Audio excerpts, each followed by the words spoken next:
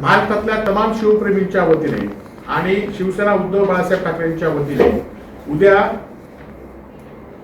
आणि महाविकास आघाडीचे सर्व सहकाऱ्यांच्या वतीने आणि जनतेच्या वतीने उद्या मालवणमध्ये तहसीलदार ऑफिसला आम्ही या दोषींवर कारवाई झाली पाहिजे म्हणून आम्ही मोर्चा काढणार आहोत। या मोर्चामध्ये माजी खासदार विनायक राऊत, राष्ट्रवादीचे प्रदेश अध्यक्ष जयंत पाटील, शिवसेना नेते भास्करराव जाधव आणि महाराष्ट्राच्या विधान परिषदेचे नेते विरोधी पक्ष नेते विजय विधानसभेचे विरोधी पक्षनेते विजय वडेट्टीवार आणि विधान परिषदेचे विरोधी पक्ष नेते अंबादास दानवे यांच्या नेतृत्वाखाली उद्या मालवणला ठीक 10:30 वाजता भरड नाक्या येथून हा मोर्चा निघणार आहे आणि त्यातनं आम्ही सरकारच्या मधील मंत्र्यांचा आम्ही राजीनामा मागणार आहोत।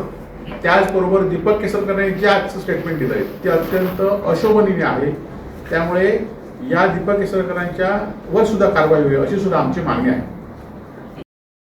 टाइम्स डिजिटलला लाईक करा, शेअर करा, सबस्क्राईब करा आणि बेल आयकॉन दाबायला विसरू नका।